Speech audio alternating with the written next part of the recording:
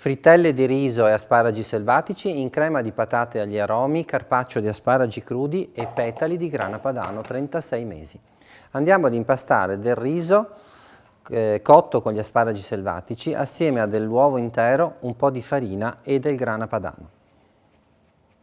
Impastiamo il tutto fino a ottenere un impasto cremoso e di sostanza che andremo poi a friggere a forma di quenelle dentro dell'olio caldo. Formiamo quenelle invece di polpetta per rendere il piatto molto più elegante. L'impasto deve essere omogeneo e fluido allo stesso tempo, non cascante, altrimenti si disgrega il riso all'interno dell'olio. Andiamo a formare delle quenelline.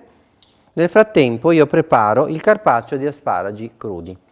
Tagliamo gli asparagi pelati, tolta la parte dei filamenti lungo il gambo, e li andiamo a tagliare in obliquo, molto sottili. Quando arriviamo alla punta, invece la punta la tagliamo in 4 per permettere la riconoscibilità del prodotto. Il tutto viene condito con sale, olio di oliva extravergine e un po' di buccia di limone. A parte abbiamo frullato delle patate bollite con aromi e olio di oliva extravergine. Ora nell'impasto delle nostre frittelle andiamo ad aggiungere anche un po' di menta fresca. La menta in questo caso ha la proprietà di sgrassare il piatto perché c'è la parte del fritto che è molto importante. Ora realizziamo dei petali di grana padano con una mandolina, facendo scorrere il pezzo di grana in modo da ottenere delle falde sottili. Stiamo scolando le nostre frittelle di riso e asparagi selvatici e cominciamo ad impiattare.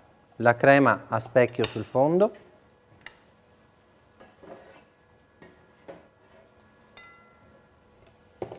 un po' di carpaccio di asparagi crudi,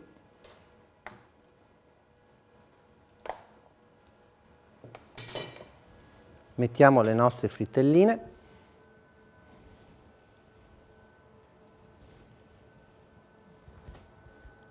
i petali di grana padano, dei fiori eduli per ingentilire il piatto e un filo di olio extravergine di oliva. Negli anni del sostenibile, un piatto fatto con il riso avanzato per la sostenibilità ambientale.